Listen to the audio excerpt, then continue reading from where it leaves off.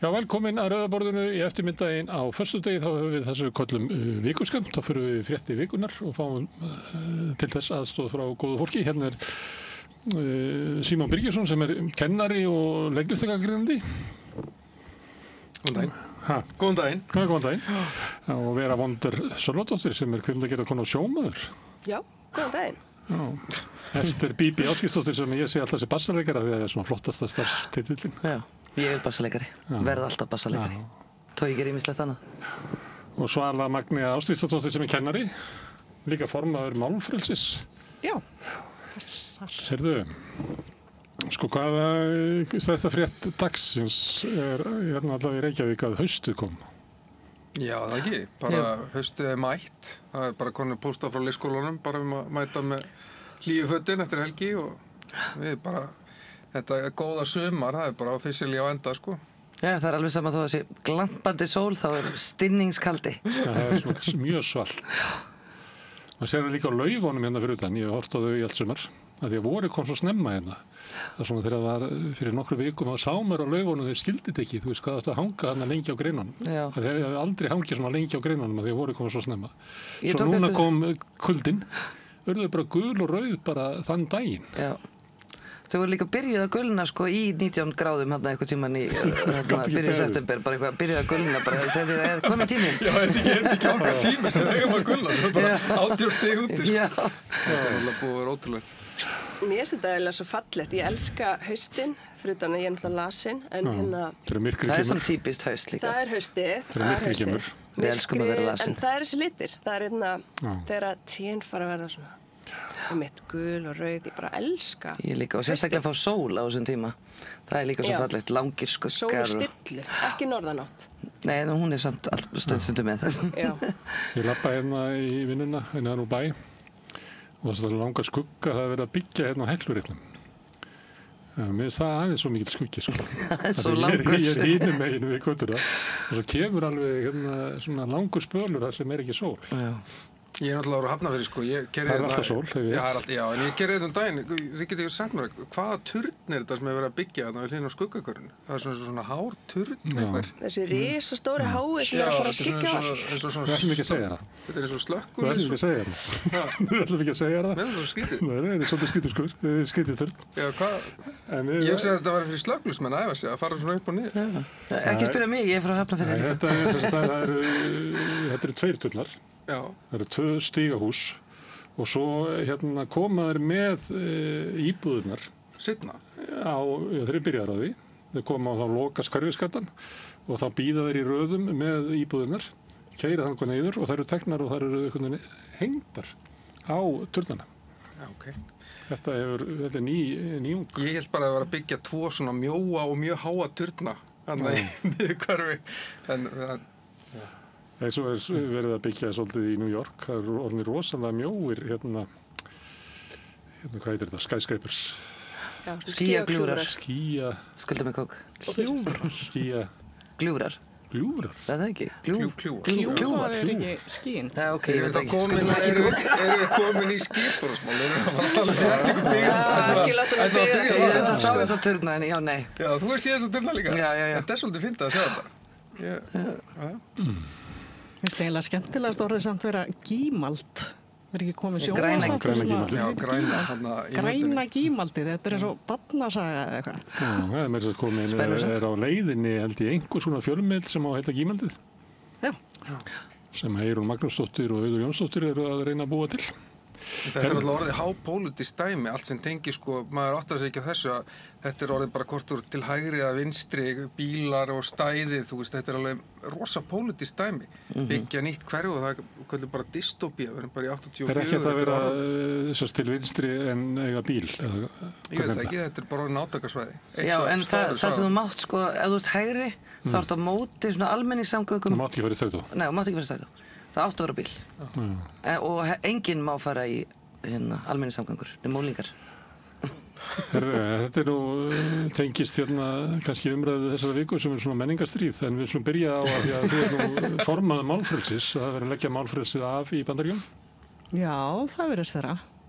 Þetta er að fara í einhverja mjög skrýtna átt hjá honum Trump og kó. að það sem að hann var í rauninni að gagnrýna í COVID, það væri svo mikið þöggun og ritskoðun og aðför gagnvart sér og lokað á hann á hérna gamla Twitter og allt þetta, grenjandi yfir því. En svo hikar hann ekki við að þakka í gagnrýnisröddum, gagnvart sjálfum sér og já, fjölmiðlum, blaðamönnum, háskólum. Já, hann vill ekki honum finnst þeir sem hafa aðrar skoðanir hann fá of mikið pláss. Já. Þannig að hann hefur ákveðið að þeir fá ekki neitt pláss.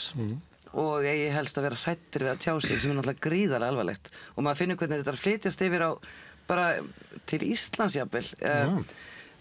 Hvernig fólk, þú veist, það gríðarlega margt fólk sem pikkar upp þessa umræðu, bara svona ráa frá Bandaríkjunum á samfélagsmiðlum og það bara frekar óhugulegt að lesa á íslensku einhver fólk með íslensk nöfn sem að segir bara mjög skrýtna hluti á kommentakerfum. Þeir hafa náttúrulega lengi gert það en nú þeir búin að finna sér svona lið, finnast þeir vera einhverjum svona tilheyra einhverjum hópi og það það sem svo hættulegt. Það eitt að vera bara að segja ykkur að bölva vitleys og vera einn út í móa en þegar þið finnst þú hefur eitthvað hljómgrunn, þú átt vini í einhverjum... Og hvaða skrýtnu skoðanir eru þetta? Bara þeir virðast hópast undir alls konar fréttir og eru sammála eitthvað, ég bara veit það ekki, einhverja vonda hluti, bara vera vondir við fólk.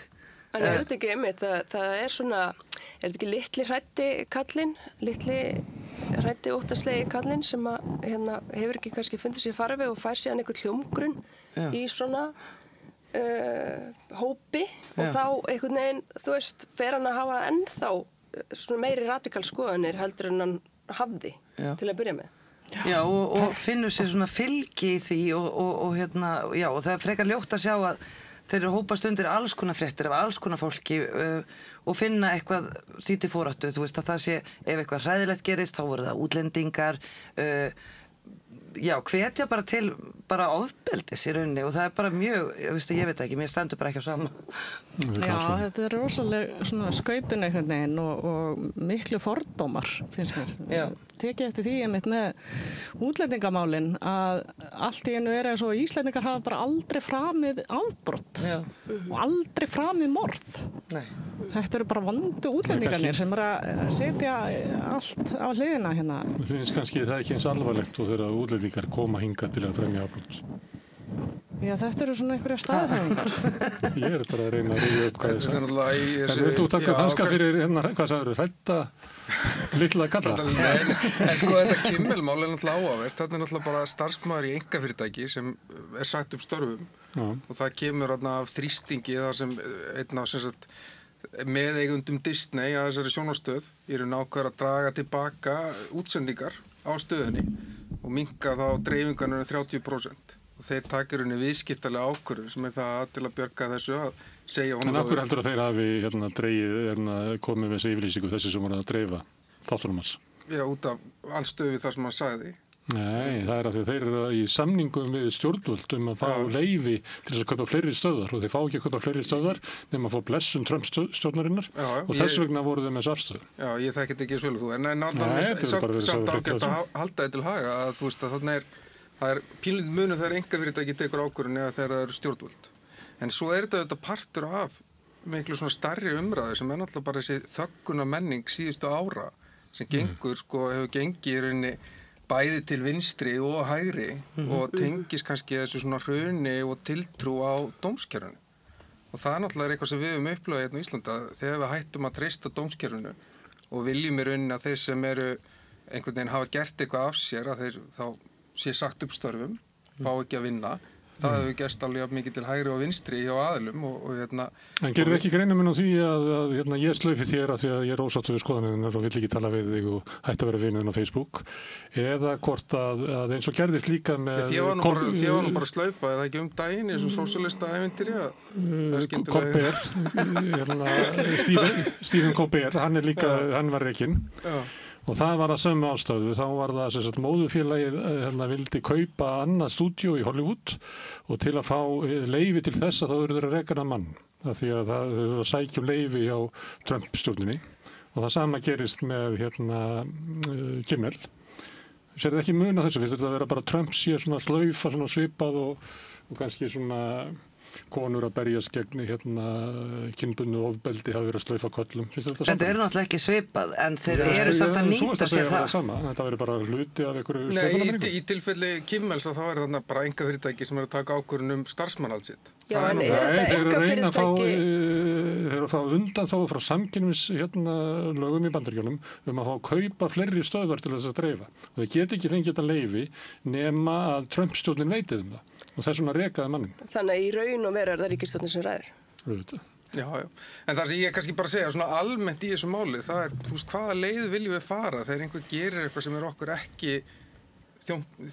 er okkur ekki ásættanlegt, skiljið. Þess vegna ég spyrja hvort þú sjáum mun á þessu, eigum að tala þetta eins og svona almenna slaufun, að Trump sé bara að slaufa eins og svona einhver vókisti, eða eigum að tala að þetta sé ríkisvaldið svona meða við umræðina sem ég hef séð á netinu í kringum þetta Charlie Kirk-mála, þá eru Bandaríkin bara gjörsamlega það er bara eitthvað ástand í gangi þar. Þegar ég var undirbúinn fyrir þáttinn, þá fór ég aðeins í gær að bara svona skoða hvað fólk er að segja á YouTube og öðrum miðlum og það virðist vera bara svona hálfgeitt ástand í gangi þarna. Þú veist, það er bara spennu stigið hjá fólki þarna í augnablikinu. Þú veist, ég hef sjálft að séð annað eins. Þannig að það er greinilegt að þetta morð og þessi aftaka á þessum manni, þú veist, þetta er bara svona einhver púðutunna. Það er bara búið að kveikja í henni, skiljið hvað ég við. Og við kannski höfum ekki aðstöðu til að setja ykkur alveg inn í þá spennu sem er í gangi þarna. Svo er einhverju þætti, bara eins og Gísli Marteinn þátturinn eitthvað kvöldin og það er verið að tala þetta í svona hálfkæringi, þetta morð. Og það nægir bara til að setja á stað svona keðjuverkun. Þannig að þetta er bara, já, þetta er skrýtnar aðstæður, skrýtnir tímar og einmitt rosaleg skautun í Bandaríkjunum og spenna í kringum þetta alls saman. En rétt upp hann sem vissi hver þessi Charlie Kirk var áður en hann var myrtur. Ekki ég. Áttu ekki rétt upp þetta? Við áttum ekki rétt upp þetta. Nei, sem sagt, ég hafði ekki hugmynd hver þetta var fyrir hann komst á dagskrá að því hann var myrtur, sem er náttúrulega bara ömurlegt, það var ekki að myrða fólk, en ég hugsaði bara eins og maður hugsaði, eða sem svo gamlir lögguþættir hafa kennt okkur er að ef maður ætlar að rýna í ef einhver er myrtur, þú veist, hver græðir? Og það er náttúrulega tvímælalaust Trump-stjórnin sem að græðir og er þannig að koma með fullkominn píslavott til þess að tala þöggun og róttaka vinstrið og hryðjuverkasamtök vinstri sinn og eitthvað sem að margbúið að segja að þessi drengur var alveg upp í íhaldssömu hægri sinni umhverfi og ég veit ekki hvað. En það skiptir engu máli. Þetta var það sem þeir þurftu til þess að hleypa öll upp í loft.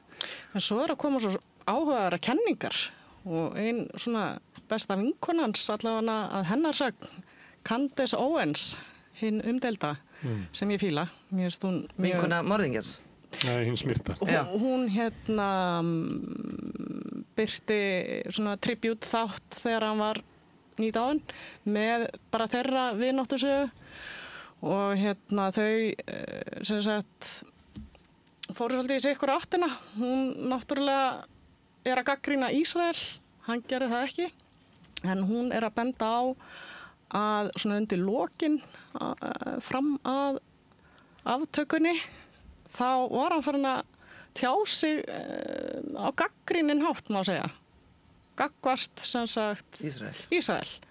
Og hann á að hafa neitað einhverjum svona peningum frá Ísrael, bara svona sponsorship eða styrktaraðilum frá bara, ég veit ekki alveg hverjum, ég er ekki alveg búin að setja mig inn í þetta, en þetta er í deglunni. Eins og ég segi, hver græðir? Já.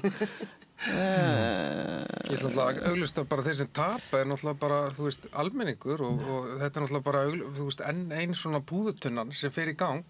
Það er enginn sem þarf á þessu að halda og það er enginn sem þarf á því að halda menn sem eru að mæti skóla og tala, þú veist, hvort sem eru með góðar skoðanir að gæsalappa eða slæma skoðanir hvar á stendur í pólitíka, þeir séu skotnir og þetta er náttúrulega líka í þessari bandarísku þjóðarsál, það er náttúrulega fjöldi stjórnmálamanna sem hefur verið tekin á lífi í gegnum tíðina, þannig að það náttúrulega er einhver sár líka sem ristast örugglega upp þar, bara en svo líka bara í þeirra kultúr og menningu. Eitthvað skoðað þessi sönnunargögn sem er að berast og fara í fjölmiðla í Bandaríkjunum, eins og samskipti þessa, hvað hét hann, þessi drengur sem er handtekinn? Tyler Robinson Tyler eða eitthvað í þá Robinson. veruna. Samskipti hans við við herbergisfélaga sinn? Herbergisfélag? Já, ástmann. Og þetta eiginlega bara svona, þetta svona eins og 50 FBI agent hafi bara samið, herðu, já við þurfum að segja þetta og þetta og þetta sem til þess að réttlæta bara tróðfullt af motives, ein samræða. En Svala, þú hefur ekki trúið þessu? Ekki séns. Ég ætla bara að fá að segja það. Nei, ég veit fólk til að lesa þetta því þetta á mjög svona, maður myndi geta sagt svona fáaðir í ensku.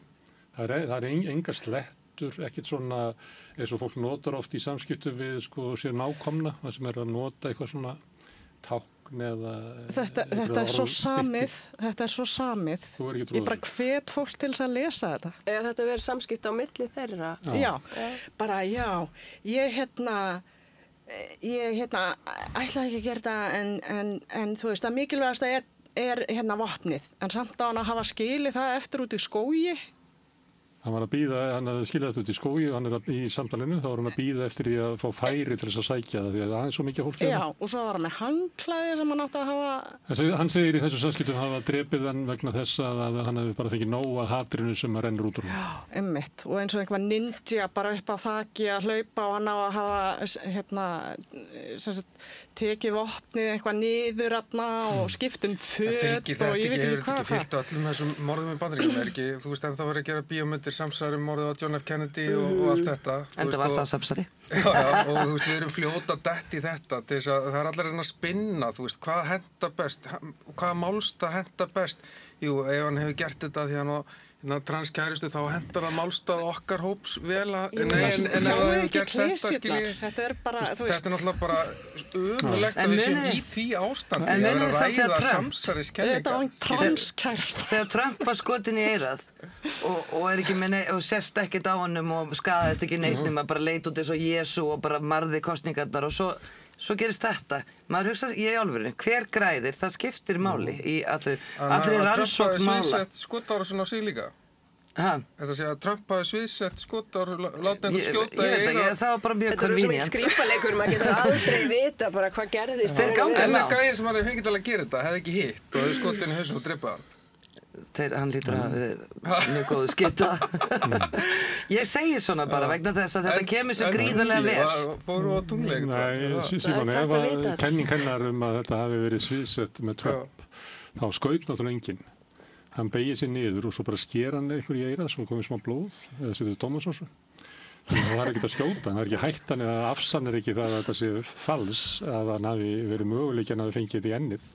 Af því hann beigir sér niður, hann að rétt að. Ég er ekki held að þið fram, ég er bara að benda þér á að Vistu þessi standir einhverjum sjónast bara Twilight Zone, samsæriskenningar, þú er eitthvað fleira sem getur tekið. Mér finnst bara til að velta ég var bara að benda þér á sig. Er í örðingunum smári, er hún jafn flötu á þetta borð? Ég vil fá að vita. Ég var bara að benda þér á að þú taldi vera sönnun að hann gæti ekki verið samsæri að hann hefði ekki endilega hitt bara eyrað. Ég var bara að benda á að það er kannski ekki næg sönnun. Og ég ætla að benda á eitt enn í þessu samhengi, það er að þeir ganga ansi langt og þeir ljúga ansi mikið og segja bara bla bla bla numbers, this is very high, a lot of money, bla bla bla, þú veist, hann getur bara sagt hvað sem er. En nú skiptir ekki máli hvort þetta sé samsæri ekki, að maður sér það í fréttaflutningi til dæmis að Fox og svona hægri sinnaðri blöð og fjölmiðlar í Bandaríkjunum leggja höfuð áherslu á að hann hafi verið í samskiptum við transmannsku og það sé eiginlega sönnunin á því að Charlie Kirk hafi verið drepinn af vinstrinu.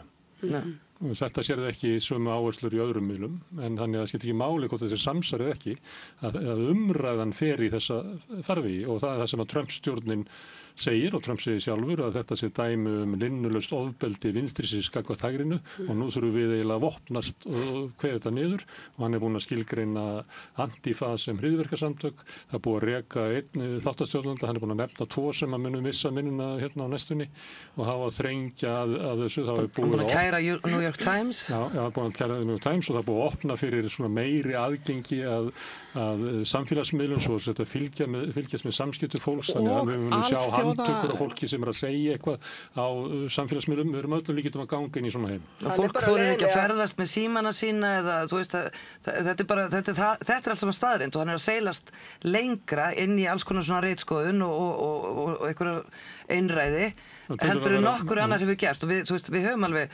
séð hægri sinna forseta Bandaríkjanna og ýmislegt hefur gert en hvernig þeir nýta sér umræðina er mjög óhuggulegt. Þannig að hvort sem þetta var einmitt hitt eða ekki, ég meina þetta eru bara vangaveltur sem eru á netinu og við erum að ræða en hérna þá eru þeir að nýta sér þetta á mjög öfgafullan hátt til þöggunar og það er náttúrulega bara mjög og gríðarlega alvarlegt og við vonum að þetta smitist ekki líkt og annað. Árás á tiltekna hópa í samfélaginu. Já. Sem eru þá þeir sem eru vinstri sinnaðir, trans. Já, vinstri sinnaðir eða aðrir minni hluta hópar bara, allir. Erum við að sigla inn í svona heim? Einræðisherra heim, ég held að. Ég held að þetta er svo mörgum stöðum þar sem eru bara, þú veist, ég bara afsakið segja það, en þetta er bara narsissískir einræðisherrar sem eru að taka völdin hérna. Bara í heiminum. Í Þýskalandi, Frakklandi, Bretlandi, þar býða svona týpur alveg á kantinum og eru bara fá gríðarlega mikið fylgi. Þannig að þetta er bara mjög hættulegi tímar, mjög. Og það er náttúrulega, þú veist, skiptir líka máli að ég meina sama hvort maður var sammála eða ósammála þessum Kirk, að þá er það samt skotin.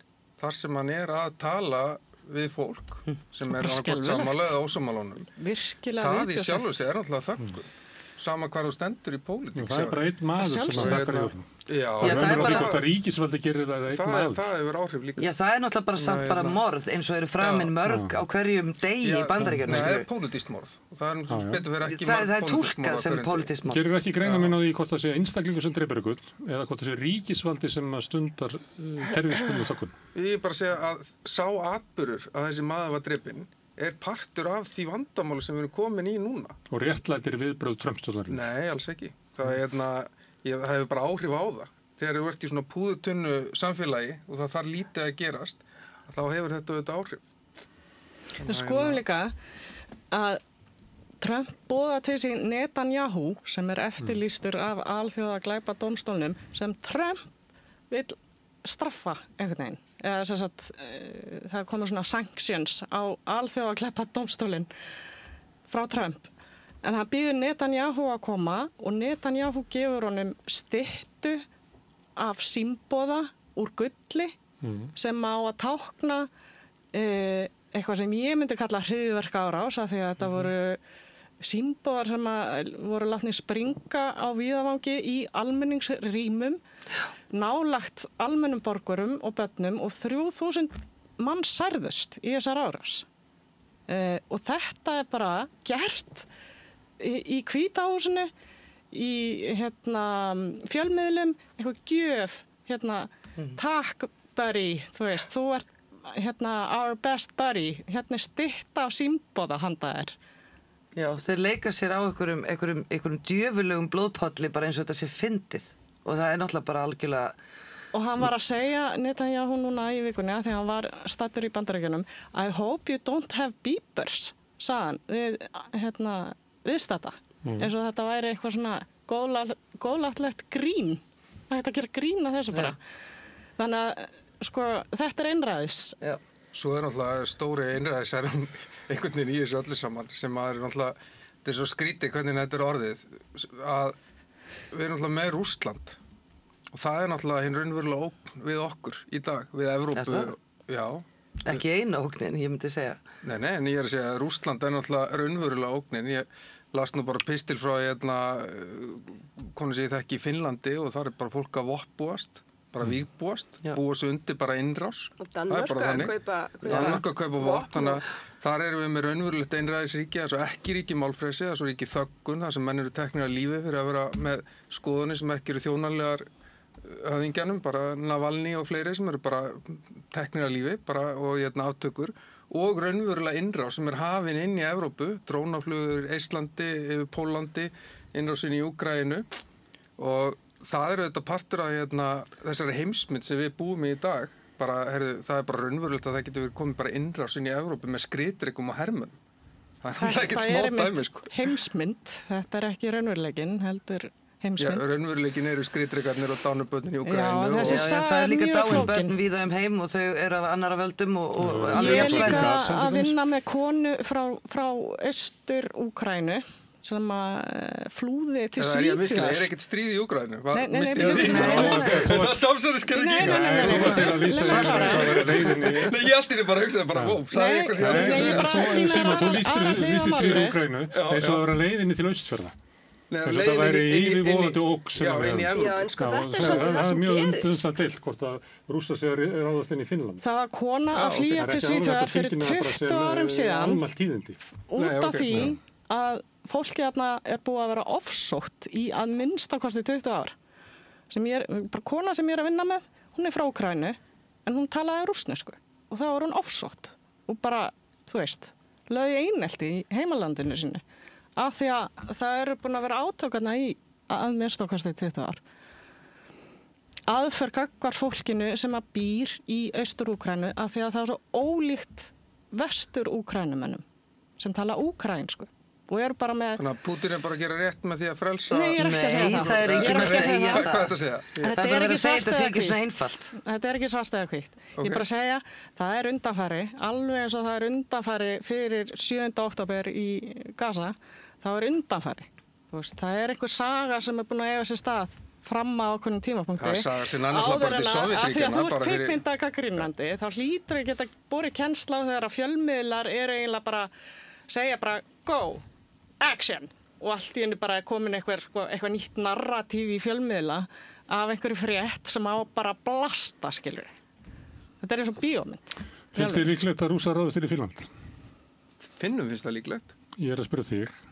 Já, ég ætla ekki að gera lítið úr þeirra upplifun. Og hvað heldur að séu þeir til að vera líklegt og þetta verður að búast við því þótt að sé líkla Já, líkur? ég meina þeir náttúrulega hafa reynslu á því að fá innrás frá Rússum. Þannig að þeir hljóta, ef þeir fyrst eru að gera þetta sem þeir eru að gera, þá hljóta þeir að telja einhverja líkur að því. En inn í Vestur-Európu heldur að Rússa getur ráðist hingað inn?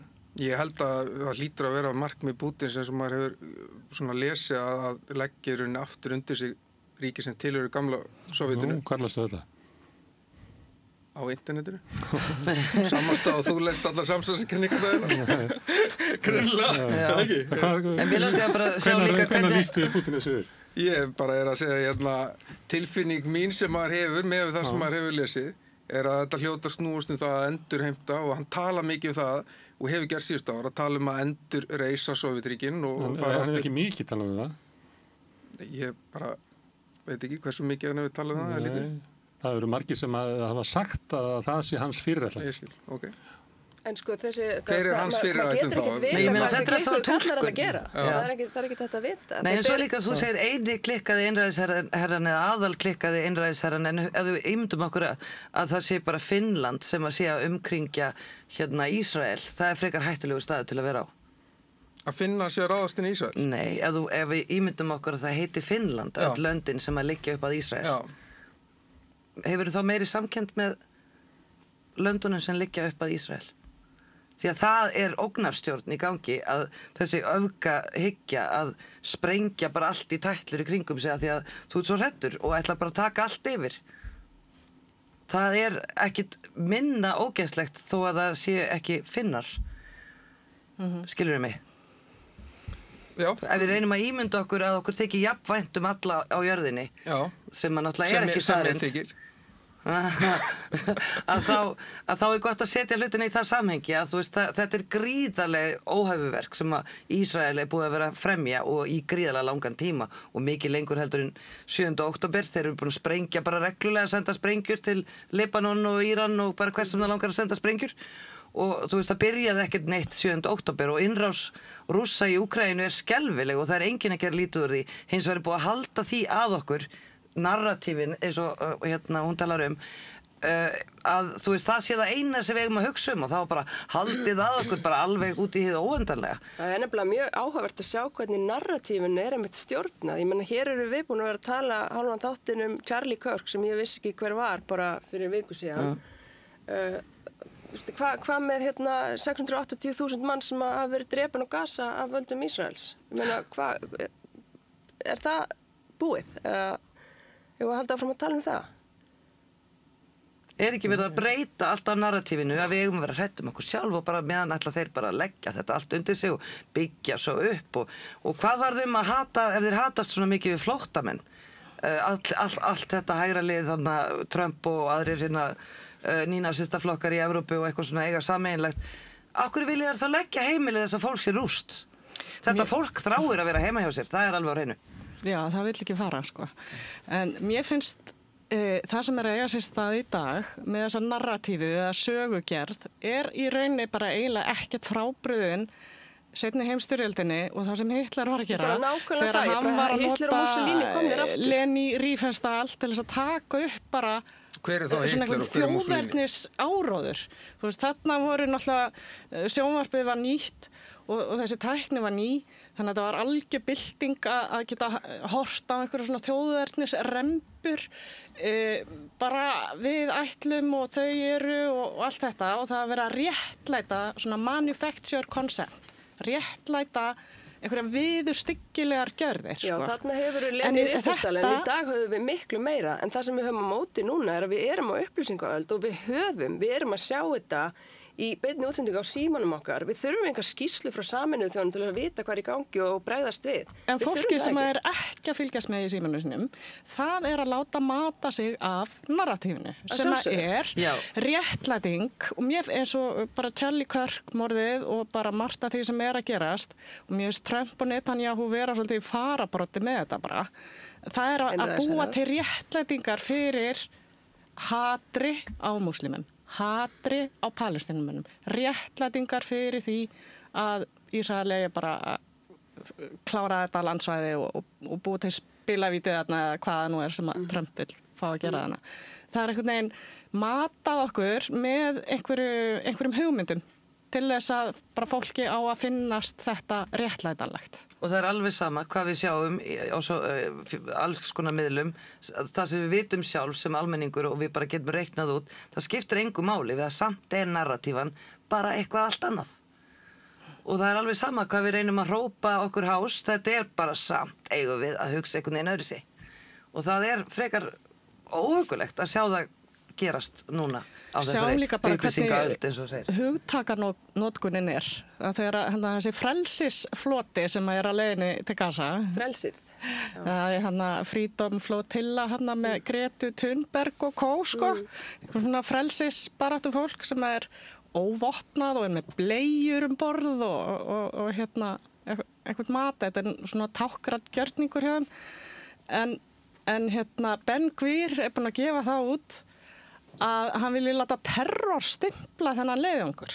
Sem sagt skilgreinan, að þetta þarf að vera lagalega skilgreint, sem hryðjuverkaógn. Við erum að tala óvopnað evrópskt fólk með bleiur borð sem að vilja sigla til Gaza til þess að bjarga mannslífum. Að það að terrorstimpla þá af því að einhverjum með vald til þess að geta skilgreint þennan flota sem hryðjuverkaógn og ef að þeim tekst það, þá má bara sprengja þau. Já, og pæli í þessu að því að það hefur lagalega skilgreiningu að kalla þau hryðjuverkaógn en svo kemur Sameinuðu þjóðirnar og segja, heyrðu, þetta er þjóðarmorð og það hefur vegna þess að orðið þjóðarmorð felur í sér lagalega skilgreiningu sem kallar á ákveðin viðbrögð, þá dugar það bara ekki neitt, skiptir engu máli. Lagalega skilgreining hægja þess á ykkur En áttur ekki alltaf að vera að bíða eftir því til að eitthvað yrði gert? Já, jú. En Bandaríkjamenn settu neitunarvald í öryggisráðinu þar sem að lögðu fram tillaga að vinna því að stoppa þetta sem fyrst en það var stoppað. Ég hugsaði mitt, hvar er lýðræðið í þessum aðstæðum?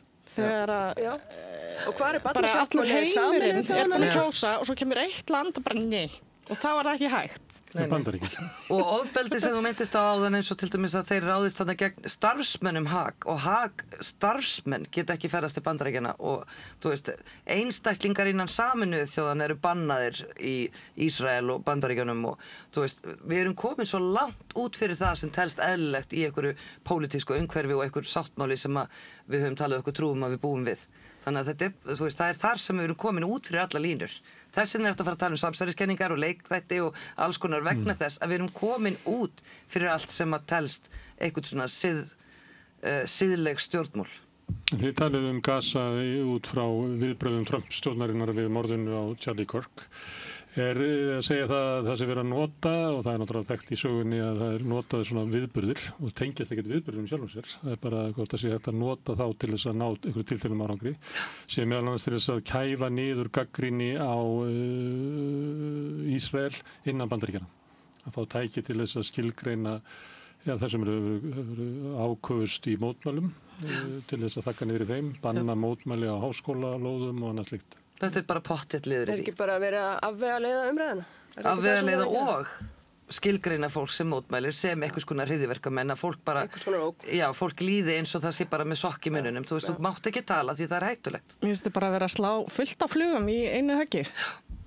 Þeir eru líka að þakka mjög sterka rödd, af því að hann var með mjög mikið fylgi af fólki sem var að hlusta á hann, og hann var farin að ganga ansi langt. Kimmel.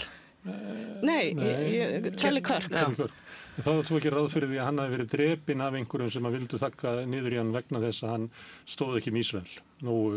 Sko það versta sem að pró-Ísrael fólk, mér finnst það rosalega svarthvítt að segja þetta, en þið vitið hvað ég meina.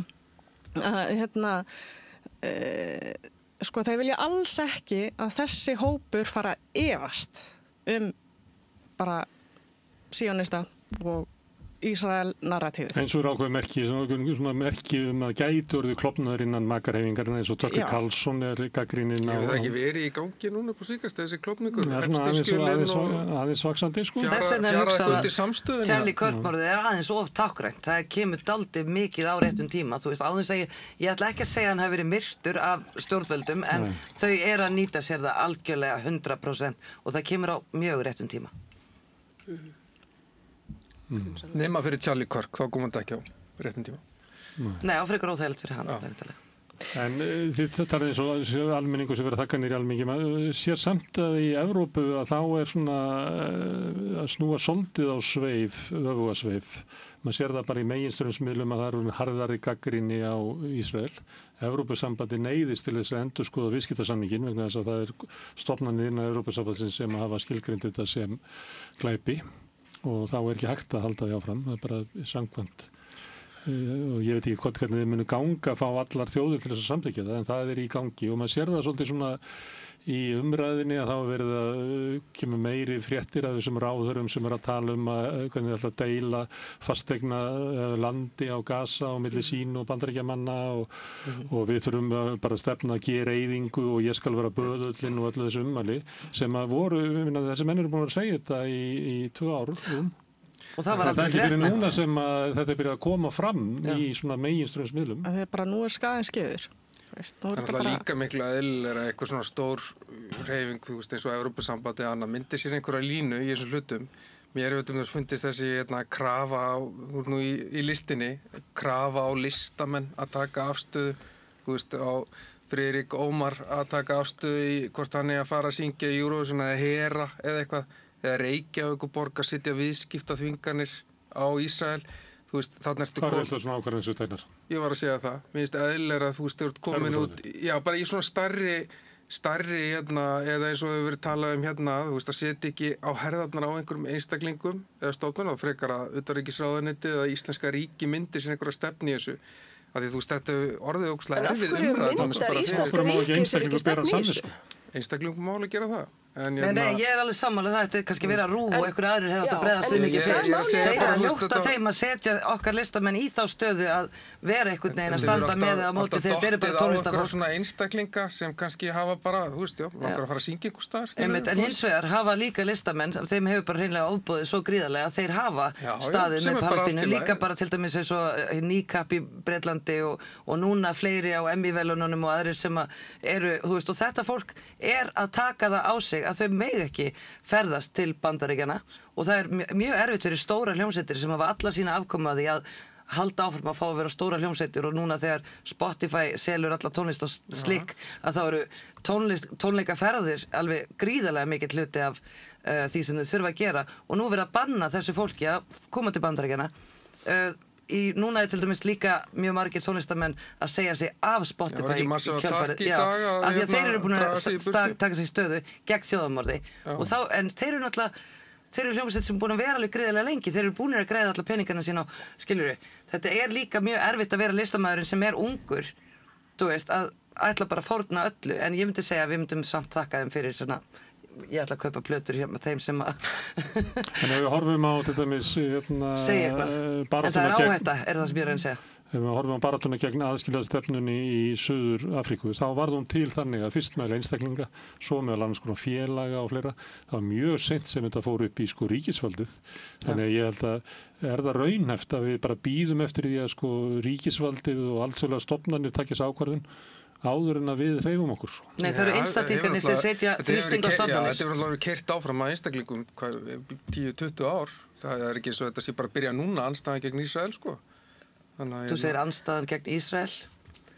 En hérna, það er búið að vera gríðarlega mikil mótmæli, það er alveg rétt, en það gerist ekkit í stórum stofnunum nema einstaklingar láta í sér heyra.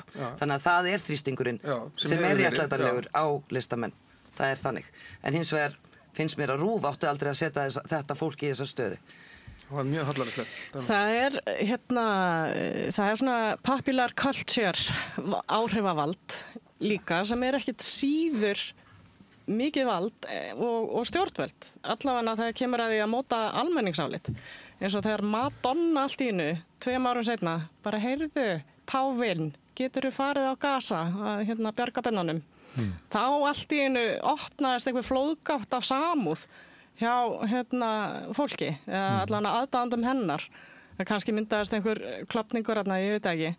En það er svona þegar að fræga fólkið fyrir að taka sér saman í meira mæli, að bara öllum vígvöllum, líka íþróttastjörnur og allt þetta, þá er eins og að myndist eitthvað svona critical mass og það nær til kannski er massin komin áður og einni frægur einmitt bara að reyna að sirka út hvorum megin þessarar öldu ætla ég að vera.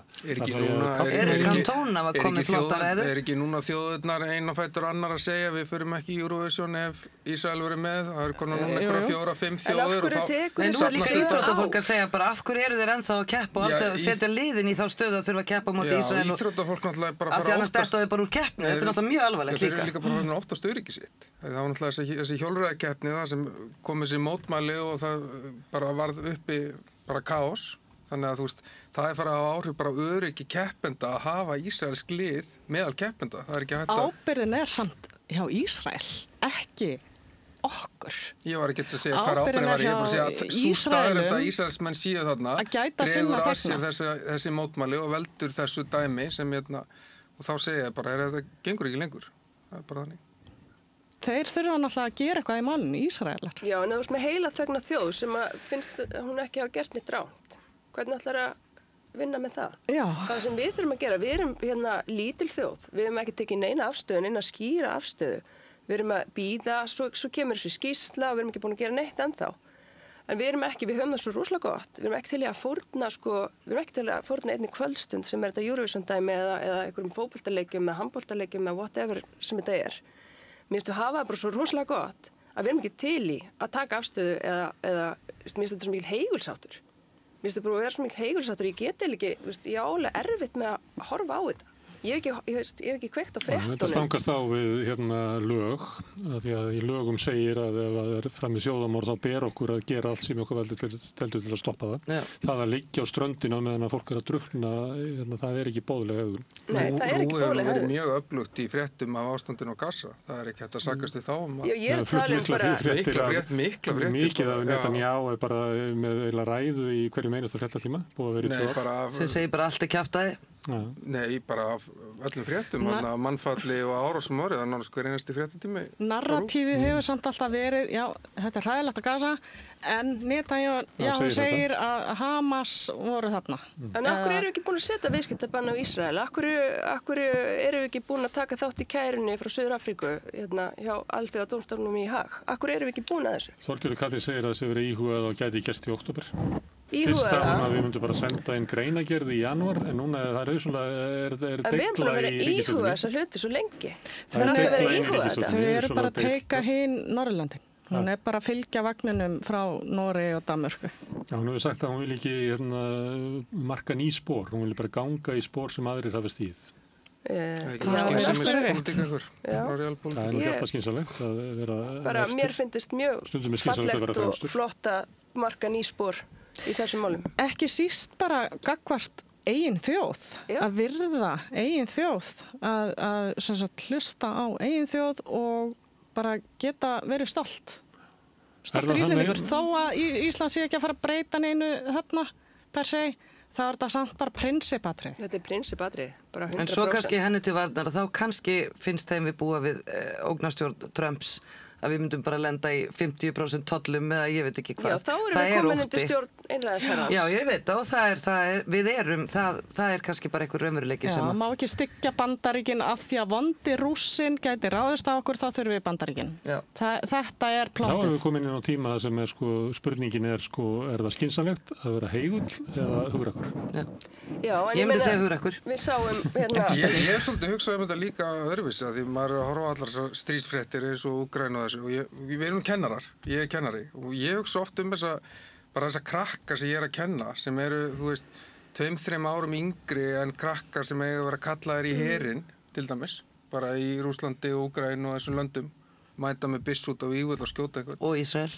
Já, en það sem ég er í rauninum að maður svona ímynda sér, þú veist, hvernig erum við þú veist að tala um hversu gott við höfum það, skilju, og þá Við höfum það rosalega gott. fleiri löndin í Skandinavíu, skilju, hversu tilbúin erum við að senda börnun okkar með byssur, bara í stríð, skilju. Nú bara alls ekki. Ég held að það sé eitt af þessum Pútín í rauninni átt að sjá að við erum hvorki andlega en ég bara líkamlega tilbúin í einhvers konar alvöru stríðsátök. Ég held að sé það enginn. Þess vegna heldur hann alltaf áfram. Hann veit að það mun ekki danskir 18 ára krakkar mæta með riffla eitthvað til þess að stoppa hann. Við erum bara ekki þar. Nei, en ég held líka að það sé ekki gagnlegt að vera svona hrædd og að ala á svona ótta. Ég held við þurfum að vera hugrakk eins og ísraelski, nú man ég ekki hvað hann heitir, hljómsveitarstjórinn sem kom með ræðu þegar hann var að spila live á BBC, sáu þið það? Já. Það var mjög, svo hann er fréttir. ísraelskur og hann sagði þjóðir heimsins, okkur eru þið ekki löngu búin að hjálpa okkur, bæði á Gaza og Ísrael, við getum ekki stoppað þetta sjálf.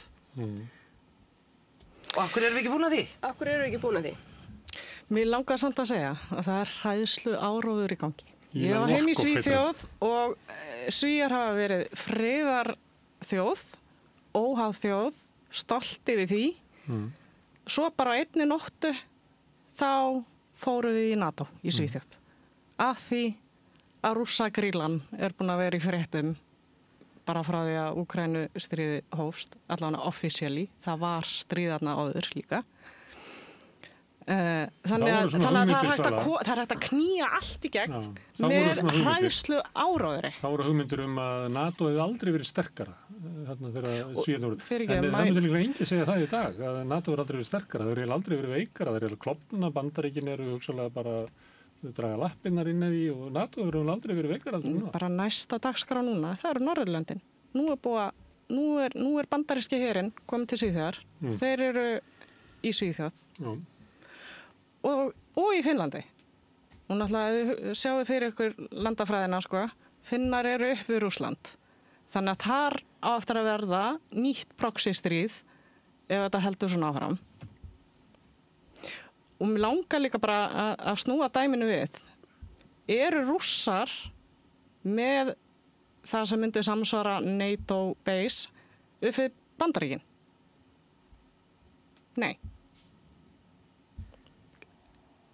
Ógnin kemur frá Bandaríkjunum Hvað ættu Rússar að vera með NATO base? og Bandaríkin eru með taumhald á Evrópu með hræðslu áróðri og við erum með NATO bases bara alveg öll landamærin upp við Rússland. Það er ógnvænlegt fyrir Rússa. Það er það. Já. Það er kannski líka ástæða fyrir ég að sé það. Finnst ykkur að heimurinn hafa versnað svona? Þegar ég horf fréttir, já. Þegar ég horf fréttir, Þú varst að segja að horfður ekki á fréttir? Nei, af því að ég kveikt á fréttunum núna þegar ég vissi að ég var fyrir þáttinn og ég var bara þunglind.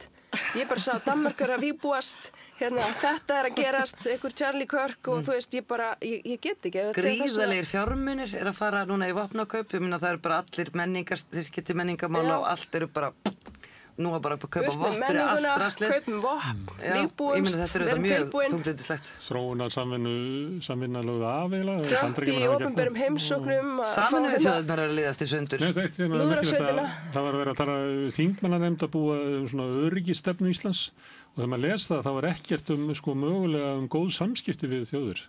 Það var eiginlega bara linnulaust talað að við erum að breyta vestnorræna félaginu sem erum einhver félagi með grænlendingum og færingum. Við fara að hugsa vörnum þar inni. Norðurlandaráði, ég var að tala varnarmál. Það var eiginlega bara varnarmál, bara leggjast yfir öll samskipti. Já. Við vitum náttúrulega bara það, verandi á þessari eyju, að það er alveg sama hvað við myndum vilja gera. Ef einhver vill ráðast á okkur og taka okkur yfir og gera það bara. Við erum ekki menn Þið myndi ekki þurfa að ráðast á okkur, þið myndi bara taka Þið myndi bara gera eins og gerist, bara mæta og koma. Þó við værum með nokkra hermenn. Það myndi bara auka á einhverja skotrið, ég held að sé fínt að vera bara með enga hermenn. Já, þannig að þú veist, það er auðvitað bara partur af okkar heimsmynd og þess vegna kannski erum við alltaf að tala um munin á þessari, þú veist, það er volið auðvelt að gagnrýna alltaf fyrir að vera ekki nóg mikið í þessu eða hinu, en ég meina staðreyndin er alltaf svo, við erum alltaf undir því komin að einhver annar bjarga okkur. Við erum ekki sjálfstæð. Eða með þess að hugmyndum að við séum bara nómannsland og erum bara einhver hóla. Ef maður getur ekki staðið sjálfur sem sjálfstæð, ef maður er alltaf upp á einhvern annan kominn, þá þarf maður að spila einhverja leiki, eða ekki? Það er bara þannig. Jú, en þess þá heldur þurfum við að heimta að alþjóðalögum sé fylgt og við eigum allt okkar undir því að hér það sé ekki bara lægi að brjóta allar reglur og þú veist, þannig að þess vegna er þetta mjög ógnandi ástand fyrir Ísland og það er ekki Pútín sem hefur ógnað öllum þessum reglum. Sjáðu líka bara að Trump er að seilast eftir Grænlandi og hann gerir það á ekki á fallegan hátt. Þetta er eiginlega svolítið aggressíft hjá hann og þetta er náttúrulega bara strategía. Við hljótum að sjá það. Það var eitthvað myndum daginn að ná voru playbookinni hjá Trump þar sem hann var búinn að taka yfir Ísland. Það var einhver svona heimsmynd sem einhver aðstofamaður hans hafi teiknað upp og það var ekki verið að hissa að það gerist. Bandaríkjamenn hafa bara alltaf skilgreint Ísland sem hluta á sínu áhrifasvæði. Þannig ef einhver alltaf ráðast á Ísland þá var hann að berjast við Bandaríkjamenn, þannig er það. Þeim hefur alltaf verið sama okkur, sjáu bara hvað gerist í COVID, í hruninu. Það var allum saman okkur. Nei, Bandaríkjanum hefur verið nokkuð saman okkur þegar á reynir, Það er nú ekki, við höfum svona ákveðin Marshall-aðstoðin maður. Stuðning þeirra í þorskastríðinu og ég held að við höfum ekki lýst yfir sjálfstæði nema að fá svona blessu frá þeim og þeir leita okkur inn í alþjóðakerfið, Sameinuðu þjóðirnar og GATT og það. Já, en í hruninu. Við höfum alltaf verið undir handaðjaðri í Bandaríkjana, En hvað gerist þá í hruninu? Það er alltaf náttúrulega, það er þessi svona hugmyndum að sé til eitthvað sem heitir vinaþjóðir, eitthvað svona sem ég held að sé ótrúlega, ég veit ekki, allir, er þetta að tala þetta svona víða í heiminum, að það sé koma einhverja vinaþjóðir og bjarga okkur, ég held að mun ekki koma að bjarga okkur. En gæti verið að við vorum vinaþjóðir einu sinni? Eins og að Bandaríkjamenn mun stoppa innrás hér eða taka yfir Ísland út frá sínum eigin öryggishagsmunum. Ég held að hrunið var bara það skipti Bandaríkjamenn í rauninni ekki máli hvað kom fyrir okkur í rauninni, það skipti Bandaríkjamenn máli ef einhver ætla að taka yfir okkur, skiljið. Það var að fara að hafa áhrif á þeirra hagsmuni. Pútín bauð okkur lán, þú maður það? Já. Þau gerðu það nefnilega. Á hvaða verði? Ég muni ekki eftir að Davíð Oddsson kom og tilkynnti að það væri sendir einhverju menn eða ætlaði að fara að semja eitthvað og svo var þetta bara sækjandi í tösku bara. Ég bara hrifnust af Færeyingum. Þeir voru rosalega góði við okkur. Í rauninu. Þeir vildi bara lána okkur allt. Þeir neituðu að setja viðskiptaþvinganir á Rússland, Færeyingar. Já. Tóldi að vera mikilvægur fyrir sig að fá að veiða í Barentshafinu. Þannig að þeir eru sérstaklega með sjálfstæðutarkistefnu. Herðu, en það voru mótmæli... Þeir taka allavega afstöðu. Þeir taka allavega afstöðu. Mótmæli sem voru í London, þannig að voru eitthvað 110.000 sumir, 150.000 út á götum að mótmæla innflytjendastefnunni. Sigmundur Davíðs og það hefur verið 3 milljónir. Ég finn engan sem að tekur um það. Fannst ykkur þetta að vera stórfrétt að eins og svona þessi átök sem í Bandaríkjunum væri svona endanlega komin til Evrópu? Já, ég held að það sé bara nákvæmlega það sem er að gerast. Og þetta er náttúrulega, fyrir þessu stendur, ég man ekki eins og hvað hann heitir, því að þetta eru bara allt einhverjar nýjar fígúrur fyrir mér. Tommy Robinson. Já, hann er sem sagt öfgahægri maður sem að heimtar einmitt eitthvað svona hatar múslíma og taka alla og þetta að sama að gerast í Þýskalandi og Hanna Le Pen í Frakklandi. Þetta bara, þessi öfl að verða gríðarlega stór og sterk í Evrópu sem í rauninni svona eitthvað konar trumpistar með svona sitt tvist.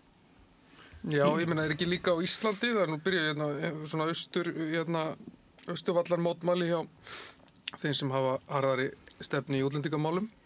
Það var ekki svona vel lukkuð mótmæli það voru mjög fáir 10 milljónir sem mættu á þau. Sagði Sigmundur Davíð. Og svo ekki svona eitthvað íslensku vígahópur sem gengur guðnar með skildi þannig að til að venda hvað fólk frá leigubílstjórum, eitthvað svoleiðis. Venda íslenskar konur fyrir erlendu körlum. Já, og þeir hafa náð umbylta leigubílamarkaðnum bara á nokkrum vikum að það er búið að setja lög núna og breyta öllum með leigubíl eftir að skjöldurinn kom.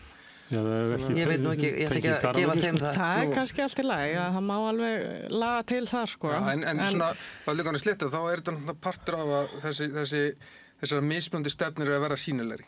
Já, Sigmundur Davíð að nýta sér það, því hann er populisti eins og þetta lið, að þú veist, hann nýtir sér þetta sundrungu. Já, og fólk verðist svona þora að koma núna fram, sko, í bara sjónvarpsfréttum með íslenska fánan og tala andúð sína á útlendingum og öðru og þess að óttast að fá einhvers konar stigma fyrir það. Finnst þér það jákvæð þróun? Finnst mér það jákvæð þróun? Nei, það er ekkert jákvætt við það að vera á móti okkar minnstu bræðrum. Fólk að ganga svo langt í þessu. Alls konar lygasögur. Það átti að hafa verið múslimi sem að myrti þessa ungu stúlku hérna 16 ára í hnífstungu árásinni, Bryndísi. Það var það ekkert. Og svona, já, fólk tekur alls konar bara sögusagnir og býr til eitthvað skrimsli sem að ælir út úr sér á Facebook. Og ein svona legasaga, hún ferðast svo rosalega við það, því hún er eitthvað svona, eins og mamma myndi segja, blóð på tannen, en svo að leiðrétta það nær ekkert í gegn. Það bara er enginn að hlusta, þetta er löngu komið á flug. Af því að fólki langar svo að trúa þessu. Það er málið, þetta er svona einhver óskhyggja. Það er ekki óskhyggja. sama með óskyggjun okkar hina sögurnar, í rauninni hafi morðingi Charlie Kirk verið makamaður sem var að fara að tala vel Ísrael og þá allt í einu komið. Jú, erum við ekki líka kaupa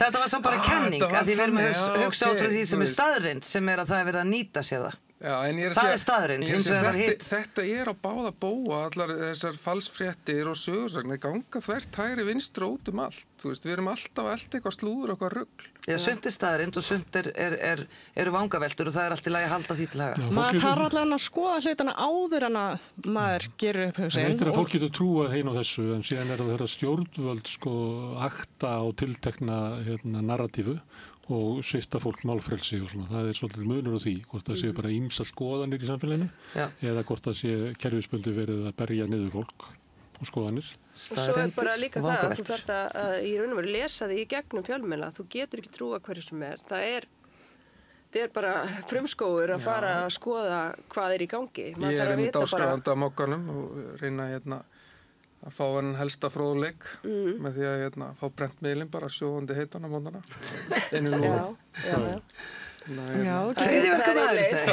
Getur fylgst með mér. Ég er yfirleitt búin að skrifa nokkra færslur á Facebook að það fyrir fréttir. Það er bara heila sannleikur sem kemur frá þér. En af hverju er það ástand í Evrópu? Af hverju? Er þessi pólitíska upplaust, þú getur kallað það, í Evrópu. Fólk er mjög ólega, það er ríkisstjórn Keir Starmer, ég var að skoða það er 11% þjóðarinnar sem ánægð með hana, 72% óánægð með hana. Það sama ástandi er vel í Frakklandi, það voru mótmæli þar í gær, í Frakklandi. Af hverju er þetta ástand í Evrópu? Já, sko, ég get kannski bara tala fyrir Frakklanda því ég bjó þar svo lengi og ég minnist þessu með svona hlýju hjarta hvað þetta var yndislegt og sósíalískt land þegar ég kom hana fyrst bara 93.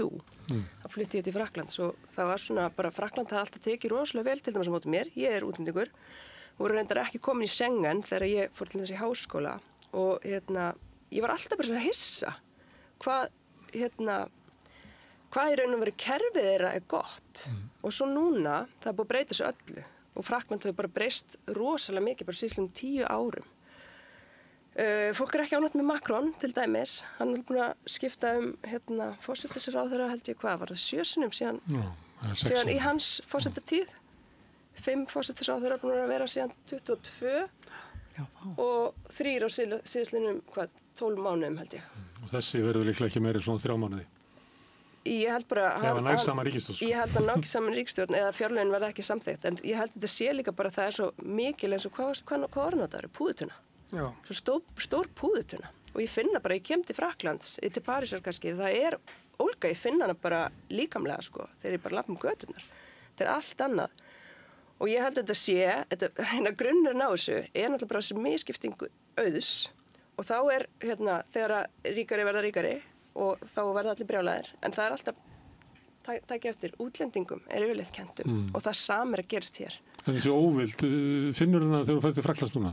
Það var nefnilega maður sem var að lýsa ástandinu helgina í London. Já. Hann nefndi þetta einmitt, að allt í einu finnum maður það bara þegar maður kemur út, þessi átök og þessi óvild sem í loftinu. Rosalega óvild. Eins og fólk segir stundu þegar það er í Bandaríkjunum, þá bara getur þú skynjað þetta. Það er líka allt önnur stemming að fara þangana núna. Heldur en var, og þá er ég að tala stóru borginnar. Hvað er þetta misskiptingu auðsins? Sem því að fólk hefur ekki trúa samfélaginu? Ég upplifði því svolítið eins og við höfum bara mist svolítið bara tökin, bara ef við förum aðeins núna ég held að kerfin okkar sé að springa. Já, ég sé ef við förum aðeins lokal, ég fer bara til Íslands. Þá upplifði ég oft svona eins og við höfum bara mist tökin bara á innviðum. Já. Þú veist, við erum bara með samfélag sem hefur farið út, bara stækkað mörg 100.000 manns, skiljið.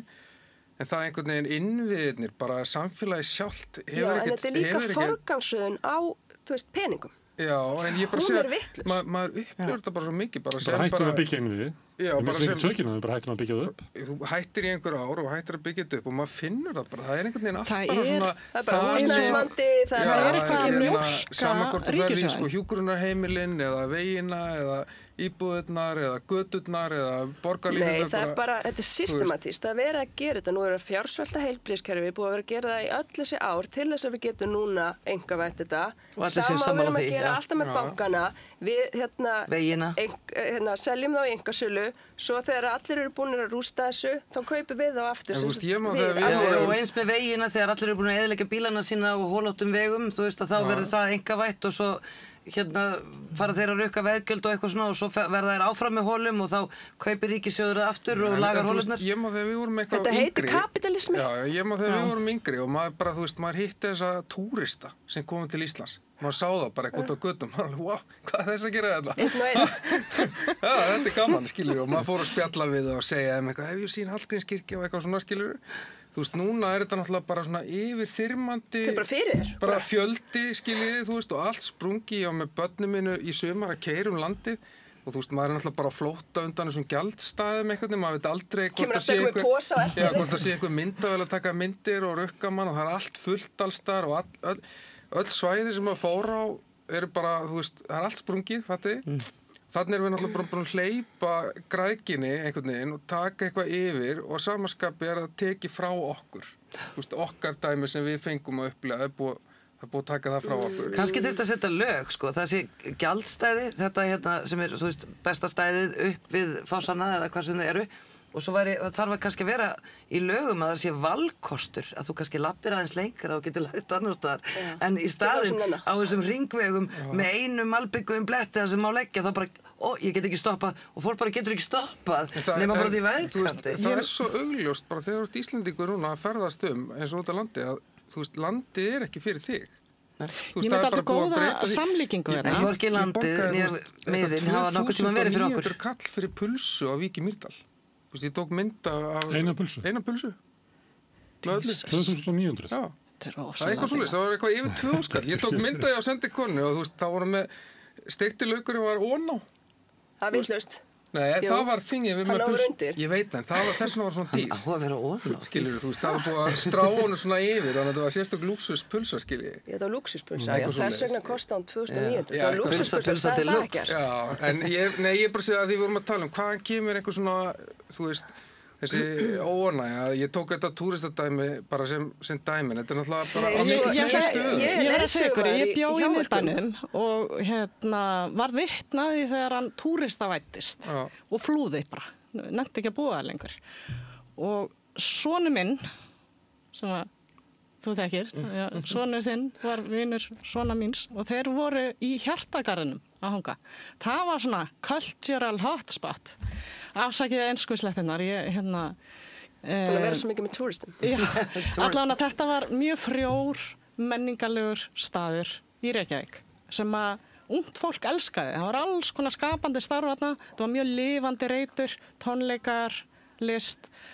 Svo var allt keypt upp, túristarnir koma, hótel, allt rifið niður, allt endurbyggt þarna og ég fór þarna í dag til þess að skoða og kíkti aðeins þarna inn á eitthvað hótel veitingastaða sem þarna og sé mynd af syni mínum upp á vegg þegar hann var unglíkur að klifra eitthvað þarna í þessum Hjartagarði og mér finnst þetta vera svona myndlíking fyrir hvað er búið að gera við íslenska menningu. Það er einhvern búið að taka hana og steypa yfir hana og bara svona búið til stytt af henni, þú veist, til þess að sína túristununa. Og þetta er bara eitt. Og það var bara búið að drepa svona eðlilega grasrót eins og bara lítil sprotafyrirtæki sem að voru áberenda í miðbænum í Reykjavík einu sinni. Svona, já, bara litlir reksarar aðilar, það er bara búið að hrekja alla í burtu úr miðbænum og það er ekki líf þarna lengur, bara túristabúðir. Og sökum skorts á samgöngum að þá er ekki hægt að koma upp þannig miðbæ neins staðar annars staðar. Eitthvað svona sem að kannski á ekki að þéna ógeðslega mikið og selja ekki lundastyttur eða eitthvað heldur svona fyrir minni markaði, þú veist, unga fólkið, eitthvað, þú veist, það er ekki pláss fyrir þau niður í bæ lengur af því að þú þarft að borga himinháa leigu og allt svoleiðis, en það er ekki hægt að hafa þetta neins staðar annars staðar heldur, af því að krakkarnir get ekki, þú veist, það er ekki hægt að reiða á neinar strætósamgöngur eitthvað svona álfuru að þú komist bara fljótt á milli staða, þá getur bara treyst í að rjúka eitthvað þar sem er ódýrari og þú veist, hægt að byggja eitthvað annan miðbæ fyrir grasrótamenningu, eins og er alltaf í öllum öðrum borgum að þá flist svona þessi listakjarni flist á milli hverfa, það fyrir að vera fínt og dýrt að vera í kringum listakjarnan og þá er hann hraktur í burtu og þá getur hann farið eitthvað annað og þar er Subway og eitthvað og það er hægt að nýta það. En hér er bara eitthvað, ok, þá fer ég bara heim og hætt öllu.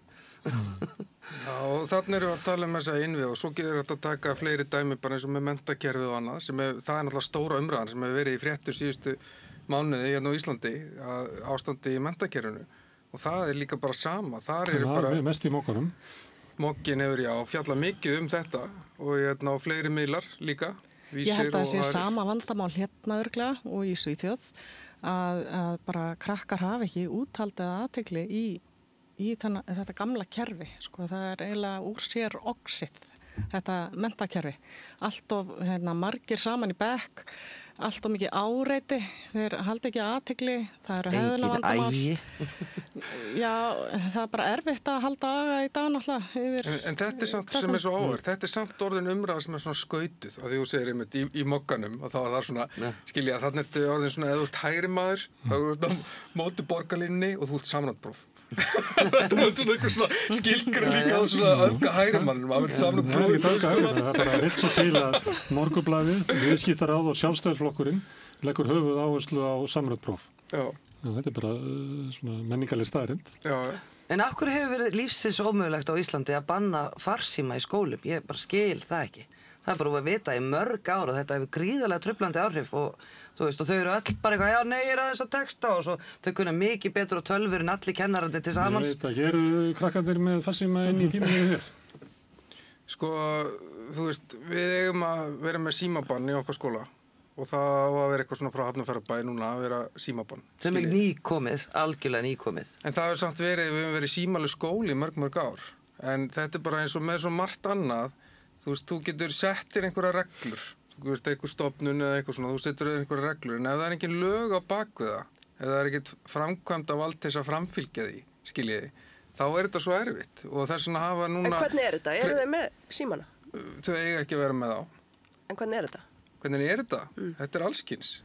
En við erum alltaf bara í þeim veruleika að þau eru all send með þetta í skólan af foreldrum sínum. Já, já. Og símarnir kosta 200.000. Já, þannig að sko, það sem trendi í þessum símamálum, við að koma með það upp núna, er í raun að nú eru ríkin að fara í þetta með einhvers konar lagasetningu sem myndi þá gefa skólanum einhvers konar tæki til þess að taka á þessu að því, þú veist, ef þetta er bannað með lögum og þá alveg svo að bannað með lögum að vera með hníf í skóla og það er ekkert vandamál. Ef þú kemur með hníf í skólanum bara tekin af þér og bara skilir hvað við. Já.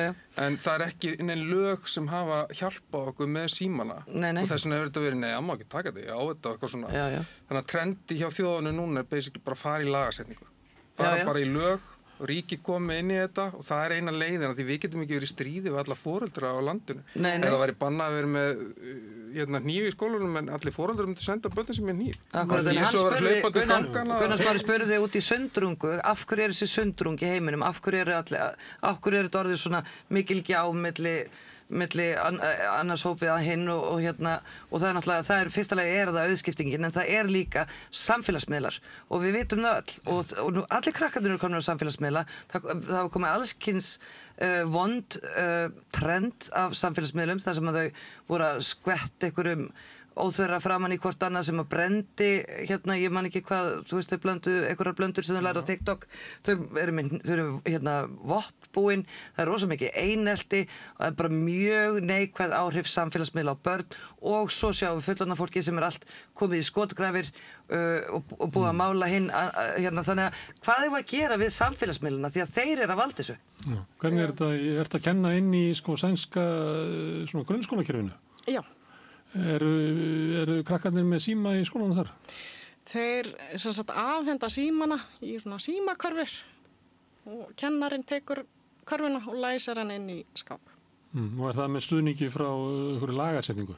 Eða er það bara regla í skólanum? Ég veit það ekki, hvort það sé lagasetning, en það er allavega umræða núna í skólanum sem sonur minn er í, hann er í gagnfræðaskóla, að það er komin ákvörðun bæjarfélags að það megi banna síma alfarið í skólan. Þetta er að færast alltaf svona ofar og ofar. Frakkar hafa verið að setja þessi lög, þeir hafa verið svolítið framalega. Ég veit ekki hvort þetta sé orðin löggjöf, skilur en þetta er allavega orðin ákvörðun. Já, einhver svona sveitafélag, einhver svona aðeins stærri. Þú losnaðu við síman úr skólanum? Já, auðvitað. Það vilja það allir. Nei, ég meina þú veist, það sjá þetta allir eins og Ester er að tala bara áhrifin sem þetta hefur. En í grunninn er þetta foreldra vandamál. Því þú veist, ef það væri bannað að vera með hnetur í skólanum og allir foreldrar sendu börnin með hnetur í skólan. Hvernig er við sem kennarar að geta verið að eldast við eitthvað svona, það er ekki hægt. En allir foreldrar eru geðbilaðir að samfélagsmiðlum líka og athyglisbrestur er bara orðið eitthvað sem að enginn hafði og allir hafa. Það er náttúrulega enginn til að taka þessa ákvörðun við erum öll orðin bara brjáluð. Þau gleyma því bara, þau eru bara eitthvað, já, býttu, hvað vorum við að tala um? Staðreyndin er bara þessi, meðan foreldrarnir senda öll börnin út úr húsi með síma, þá verða símar í skólanum. Þau geta sett þetta í einhverja körfu þegar þau komin í stofu en svo fara þau í þetta þegar þau koma fram á gang eða út eða hvar sem er. Þannig að þú veist, þetta er bara líka ákvörðun okkar sem foreldra, hvernig ætlum við að gera þetta?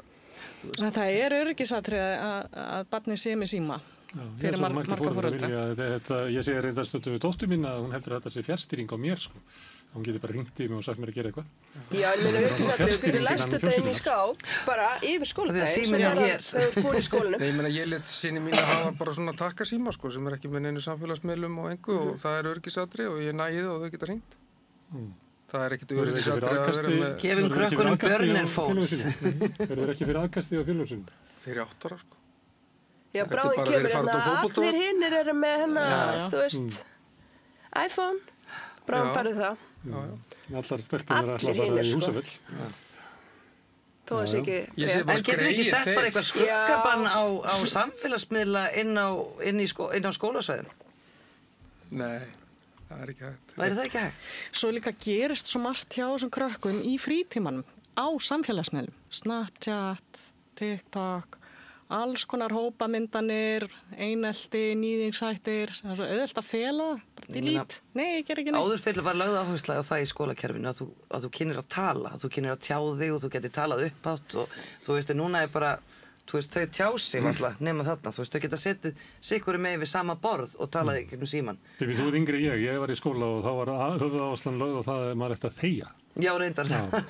Þegja nema við því sem talað. Það var ekki neitt hvað til því að tala. Nei, akkurat, hlustaði. Ég var nú að leysa við 3. bekk í gær og ég kenndi heilræðis og Hallgríms Péturssonar, lítil, látur, ljúgur, kátur, leik þeir yfir máta, varast hlátur, hæðni spjátur, heimski menn sig státa. Þetta þurftu að fara með utanbókar. Þannig að við erum að gera okkar besta, kennarar. Það er bara þannig. Mér Það er finnst gott. oft virka að fara bara aftur í það sem að ég lærði þegar ég var krakki. Svona, leyfu mér að leika mér aðeins með það og sjá hvort að það nái til þeirra. Og í mörgum tilvikum gera það, sko. Að láta þau skrifa eitthvað bara með penna í staði fyrir tölvu. Gamli leikir og einmitt svona eins og þú varst að segja, læra eitthvað utan að eitthvað sem að við höldum að nei, þau hefur aldrei eftir að geta það. En svo það kannski bara eitthvað sem að þurfa á að halda, sko. Eru krakkar hættir að skrifa með penna? Eiginlega. Ég er hægt að skrifa með penna. Spjaldtölvuvæðingin átti að í rauninni að koma okkur í það að vera svona bókarlausir skólar og allt var í skrifa á spjaldtölvu og svona. Svo í rauninni þróunin núna menn að sjá bara að þetta virkar ekki. Krakkarnir hakka bara dótið og eru bara að nota þetta fyrir Spotify og Snapchat og kennararnir halda að þessi búið að setja ykkur að læsingu á. Ég er búin að sjá þetta first hand. Já, en svo og það er það sem mér finnst áhvert líka með þetta menntakjör okkar. Við erum rosa mikið að viljum, sko, það er eins og menntakerfi forðist rosa mikið tölfræði og það er partur af þessari umræðu menntakerfi. Það er náttúrulega það sem okkur vantar þú veist, hefur námsárangur batnað eða versnað eftir að iPadinni komu. En það er svo erfitt að mæla alla þessar hluti þegar það er engin próf.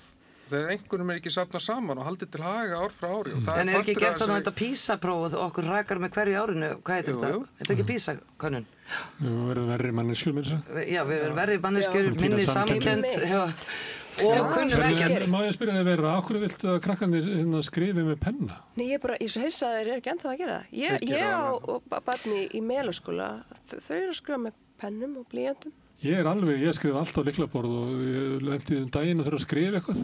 Það var bara á svona 4. línunni var ég hættur að geta að skrifa. Ég get ekki skrifað lengur. Man gleymir stöfum og svo er þetta algjörlega ólæsilegt krass. Ég var bara eitthvað að hugsa ég verð að fara á námskeið. Og svo komið með heilt. Já, og bara ég verð að fara að skrifa nokkra línur á hverjum degi bara til þess að, þú veist, kunna þetta. Ég er búin að tapa niður og getur niður að skrifa. Ég elska ekkert meir en að kenna skrift, sko. Það er alveg ótrúlega skemmtilegt. Og gaman að maður sér að við vorum að tala um að prjóna á hann. Já, ég meina, ég var að spyrja, hvað ætlar að skrifa uppskriftirna þínar? Þú ert náttúrulega ekki mist tölvuna að prjóna. Þú veist, þetta er svo mikil hugleiðsla að skrifa. Ég mitt fekk útrás fyrir þetta þegar ég var að vinna í Waldorfskóla í Svíþjóð og það er einmitt svona anti-stafræn þróun þannig, sko. Það á alltaf að vera svolítið bara rótgróið og þú átt að skrifa allt sjálfur. En maður tekur samt eftir sömu vandamálum þar. Það er svo skrítið. Og í öðrum skólum. Sömu hegðuna vandamál, sömu erfiðleikar að læra, læsi. Þannig það er ekkert víst að allt verður gott ef við tökum þessi hana. Nei, náttúrulega við erum náttúrulega að koma núna inn á frétt vikunar sem hefur bara legið í þögninni út af allum þessum stóru málum sem við erum búin að vera að ræða. Stóru málum? Það er náttúrulega með okkar frábæru söngkonu Laufeyju sem kom fram á Vísi, það var algjör afhjúpun. Að syngur það er vitleysa hjá henni í lagatextanum, hún kann ekki vitingarátt.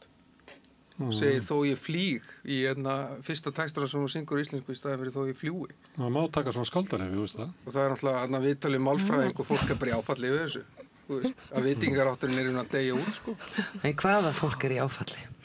Það er bara ýmsir Sama íslensku fólk var í fræðingar. áfalli þegar að Halldór Laxness skrifaði bækurnar sínar. Já, einmitt, af því að hún hefur aldrei sagst vera alveg, hún er ekki alveg íslensk og hefur alist upp mikið erlendis og þú veist, mér fallegt að hún sé að syngja á íslensku. Ég held að sé hópur af íslensku fræðingum upp í háskóla í áfalli. Alveg brjálæðir. En tungumálið þróast og breytist. Já. Nei, og að hún sé að syngja á íslensku er svo jákvætt. Ég meina, ég efast þið sé áfalli. Ég er þetta ekki bara einangra tilvik út af þessu samhengi. Hún er náttúrulega ekki með tungumálakunnáttuna alveg eins og hinnir og þetta þarf ekki að þýða það að tungumáli sé að breytast. Ég ætla ekki að gera ráð fyrir að hún sé eitthvað slök í íslensku, sko. Ég þekki hana ekki. Nei, ekki. Er hún það? Ég ætla hins vegar að setja efasemdir við það að allir sé áfalli. Ég held að það sé bara einhverjir ruglutallar í áfalli. Ég held að það sé skaldalegi, sko. Ég held að við lesið þetta yfir og hún er bara ákveð að hafa þetta svona. Já, því ég hugsaði, sko, hún hefði getað breyst textanu, sko, í að það er þó ég fljúi, svo hann bara geta rýma elskan mín ástim, elskan mín ljúfi. Elskan mín ljúfi. Heitir þú Laufey? Já, og hún hugsaði þetta. Ég sagði, nei, ég ætla að hafa þetta.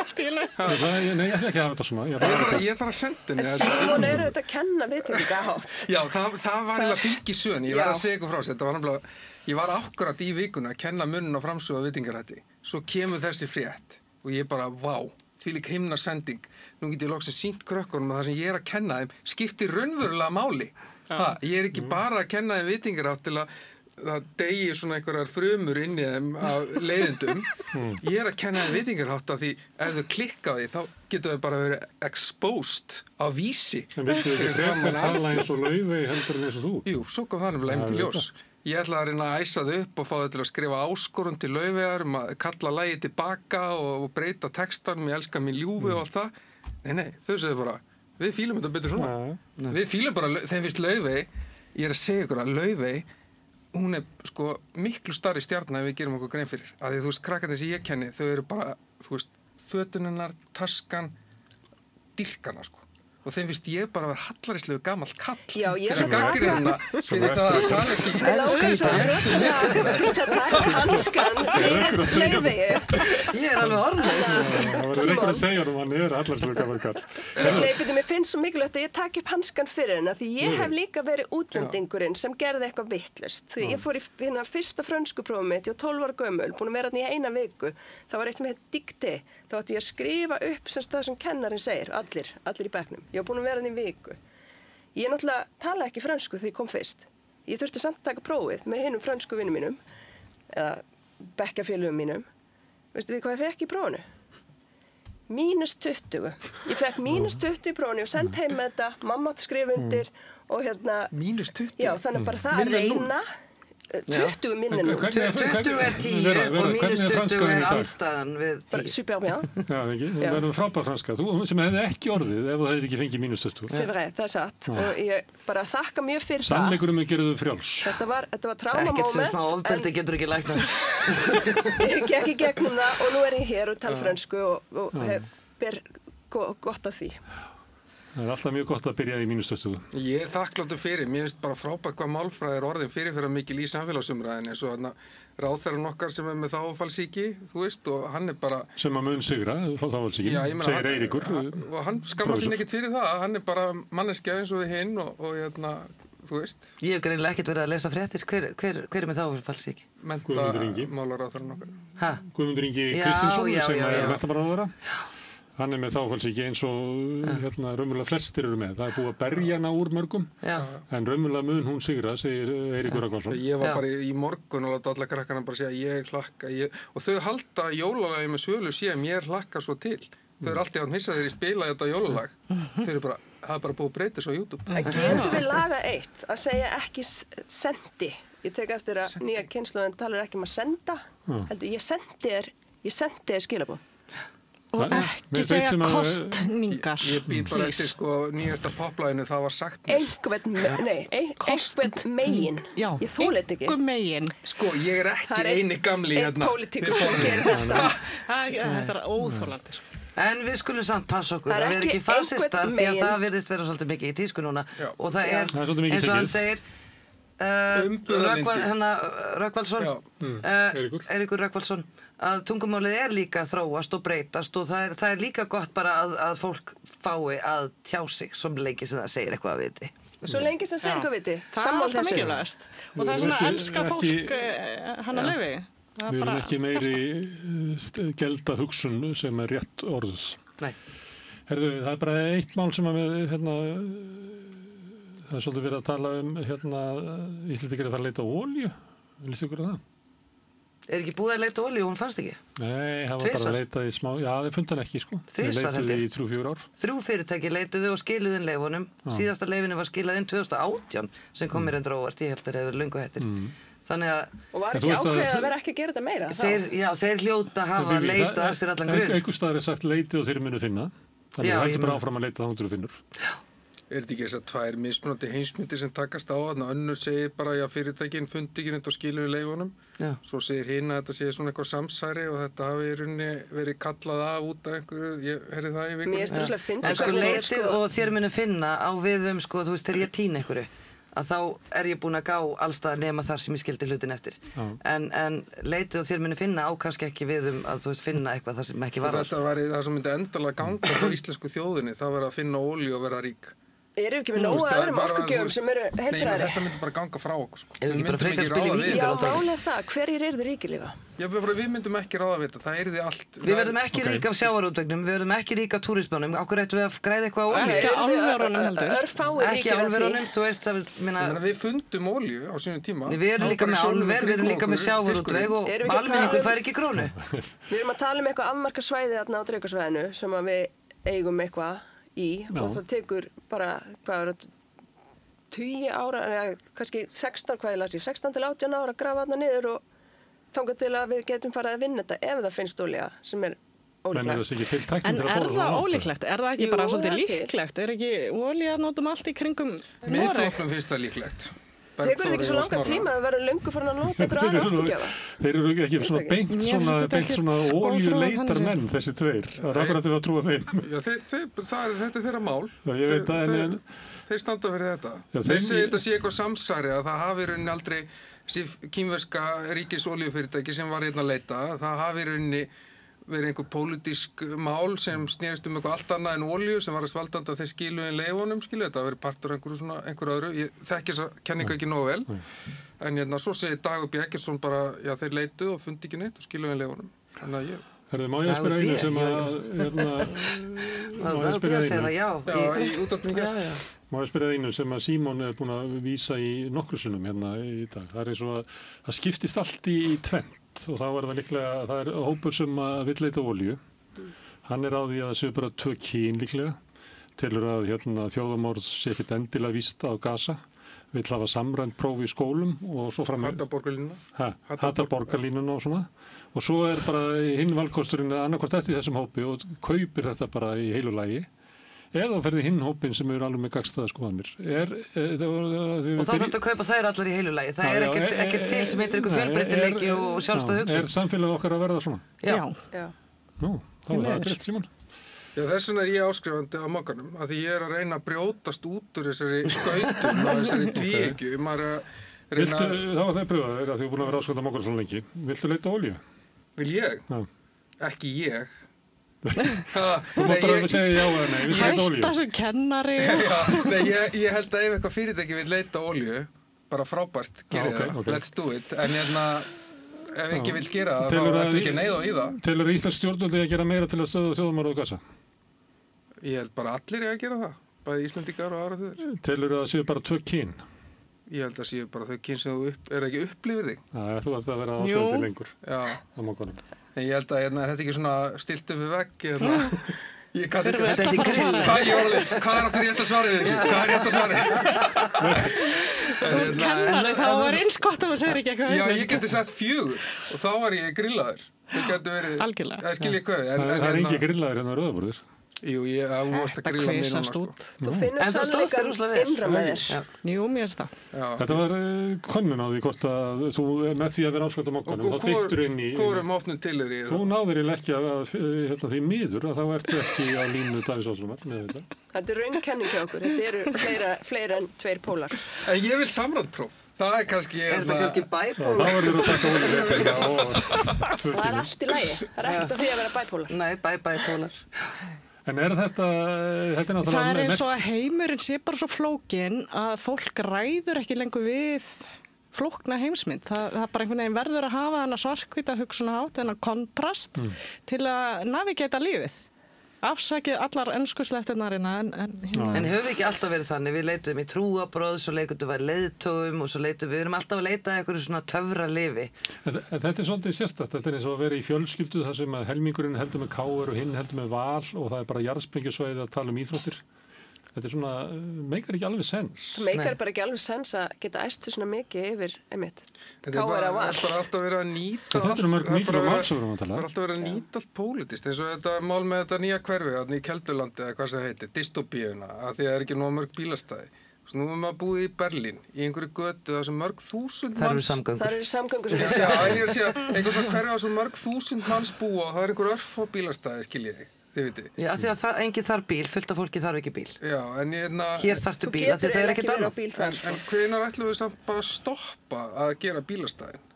einhvern tíma þurfum við að stoppa að gera Já, við ættum bílastæði. kannski að gera þá fyrst samgöngur. Þegar borgarlínan er komin. En ég er með Ég býr svo spurningu. spenntur þetta borgarlínu. Ég er spenntur ég samt að elska þér, borgarlínu af því að þú ferð. ert kvikmyndagagnrýnandi, eða það ekki líka? Já, leiklistar svona. Herðu, hann gaf Línu Langsokk eiginlega falldóm. Nú, Nei, Sem er var bara það? alls ekki rétt. Ég gaf henni 4 stjórnur og mjög ánægði með Línu. Ég les bara 3. Ertu öfgamaður, Gunnar? Ég sagði Ertu að æsa okkur upp? að hún var ekki vók, sem er eitthvað svona tískuar núna, sem okkur varst lengi fram. Lína sé ekki vók. Já, ég var að reyna að finna einhverja fyrirsögn á þetta var kannski alveg mér sem það grína mig. ég þarf að lesa það. En Ég ætla ekki að spyrja hvað þið vók. Ég get sagt þetta, fyrst ég er í beinni útsendingu. Lína Langsokkur er mjög skemmtileg sýning og Birta sem leikur Línu er algjörlega frábær. Og hún er alveg bara með taktana eins og Ilmur og Ágústa og alla sem hafa leikið hann á undan. Og ef þið viljið sjá eitthvað skemmtilegt með börnunum ykkur, þá er það 100% fer ég á línu. Það er bara mjög erfitt að klúðra línu. Það hlýtur að vera þetta svo góð saga. Já, en þetta er bara mjög fín sýning og maður heyrði það bara á salnum að allir voru að skemmta sér vel. Já. Og rétt sem hún segir Línu, hún er með mjög svona sérstaka og skemmtilega svona líkamshreyfingar. Þannig maður eiginlega trúir því að hún sé svona sterk og maður trúir svo öllu. Ég hvað hlakka til að fara á þetta. Það voru samt þarna eitt stórt atriði sem ég sett aðeins út á í dónu. Mér var vantað þarna með hestin og apan, mér stæði ekki alveg... Voru ekki mikið í sýningunni? Nei, það vantað þarna, er þetta mismunni hjá mér? Er ekki eitthvað atriði að svona heldur á hestinum í annari hendi? Það er á Ég- það fer- forsíðunni á já. bókinni. Er það bara í Ekki, bók? með báðum höndum. Já, hún gerir hún þetta ekki í sögunum. Já. Jó, eftir hestinum. Já, ég var alltaf að bíða þess að hesturinn færi á loft og svo var apinn pínlítið svona vantaði eitthvað aðeins meira fútt í Það apa. Níels ekki alveg með þetta. Nei. Og svo neyði hesturinn sig ekki. Það var einhver sem benti mér á það í kommentunum að það hefði vantað að hann kæmi að neyja sig. Er hesturinn sem Það var einhver hann krakki sem leikinn? beið bara allan Þetta er tímann. næstu því eins og þarna í Bretlandi þegar Balti var að sína þess að koma allir sagfræðingarnir og voru að brenda og sko Já, þetta er það var ekki stórmál. rétt. Þetta er stórmál. Það var ekki rétt farið með staðrundir í Línu. Við tökum menninguna betur í öðru þættingunar. Þetta er náttúrulega bara leikstjórnulegt. Herðu, finnst ykkur gaman að þú vilt ekki horfa á fréttir, en finnst þið gaman að sitja svona og spjalla fréttirnar? Mér finnst það alveg pínu erfitt, það er að því ég las inn. En já, mér finnst gaman að spjalla við gott fólk.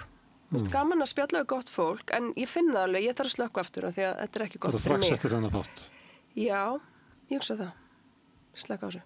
Við viljum allavega ekki búa við Ég þessa ætla bara- ógnar heimsmynd. Við þurfum ennþá að vera hugrökk og standa fyrir því sem Ég er er ekki rétt að tala um að vita ekki neitt. Nei, og Ég er má bara að ekki tala um- lesa alltaf þessa kúin eitthvað að við eigum að vera svo ofbúslega hrætt við allt. Það er mannskemmandi. Það er eiginlega nákvæmlega það sem ég er að tala um. Leiðu í kveikti þá er þetta að opna kaup í Danmörku og ég bara, ætla að halda fram að prjóna og fara út í garð og kíkja á gulræturnar mínar. Já, Þú og veist, það einmitt er bara- hendi ykkur banna hinn og þessa fjölmiðlamenn og þú veist þá bara svona við þurfum kannski bara ekki að fylgja svona mikið með. Mér langar bara ekkert að sjá Donald Trump í opinberi heimsókn hjá Karli Bretaprins og einhverjar Alveg svona. lúðrasveitir. Mér langar ekkert að sjá þetta. Nei. En ég er fjölmiðlafræðingur, lærði fjölmiðlafræði. Þannig að ég er með smá dellu fyrir því að fylgjast með fréttum. En þetta er eiginlega svona sadomasokismi að þurfa að gera það. Af því að það er einmitt ekkit voðalega gott fyrir sálarlífið að fylgjast með fréttunum. Þú ert á landinu, þú býr út í Svíþjóð, en ert í landinu að því að það er ekki málfrelsi með ráðstöfnu á morgun? Jú. Hvað?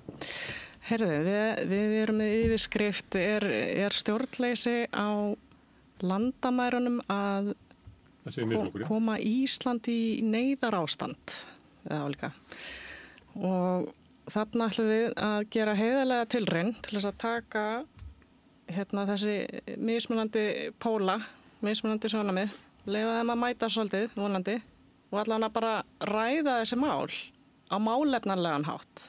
Ekki með einhverju ofstæki og gargi og ásökunum og hatri og allt þetta sem við sjáum bara í kommentakerfunum dagstælega.